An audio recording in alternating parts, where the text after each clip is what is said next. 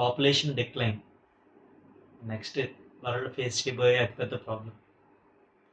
ఎందుకంటే ఈ మధ్యకాలంలోనూ పోస్ట్ చదివిన దాని ప్రకారం తెలిసింది ఏంటంటే ఇండియాలో పాపులేషన్ అనేది అనుకున్న దానికన్నా చాలా ఫాస్ట్గా డిక్లైన్ అవుతుంది. మనం ఎక్స్పెక్ట్ చేసిన దానికన్నా చాలా వేల రెట్లు ఫాస్ట్గా జరుగుతుంది.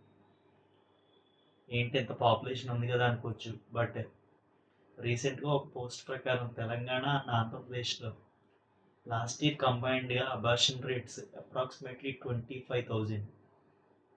అందులో వేరియస్ రీజన్స్ ఉండొచ్చు, బట్ 25,000 అబార్షన్స్ జరిగాయి. అలాగే పుట్టిన పిల్లలు పోయిన కేసెస్ ఇవి కూడా కౌంటబుల్. ఇలాంటి కేసెస్ దాదాపుగా 2,000 వరకు పెరిగాయి. అంటే అప్రాక్సిమేట్లీ 25,000 చిల్డ్రన్ యాక్చువల్గా బోర్న్ అవ్వాల్సిన వాళ్ళే జరగలేదు.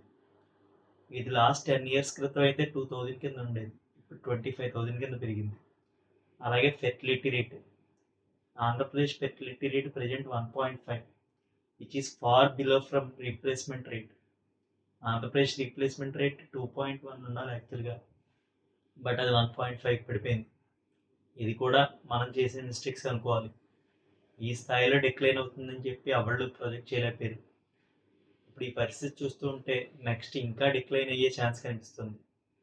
ఇది ఇలాగే కంటిన్యూ అయితే మాత్రం ఆంధ్రప్రదేశ్, తెలంగాణ, కర్ణాటక, కేరళ ఈ 4 స్టేట్స్లోనూ ఇంక్లూడింగ్ తెలంగాణ, ఈ 5 స్టేట్స్ సౌత్ ఇండియన్ స్టేట్స్లో పాపులేషన్ అనేది చాలా ఫాస్ట్గా అయితే డిక్లైన్ అవుతుంది. ఇది ప్రస్తుతం 2030 వరకు అయితే పెద్దగా ఏం ఎఫెక్ట్ చూపించకపోవచ్చు, బట్ ఆఫ్టర్ 2030 మనం ఆ ప్రాబ్లమ్ ఫేస్ చేస్తున్నాం అన్న విషయం అయితే మనకి క్లియర్ కట్గా అర్థమవుతుంది. That's all for today.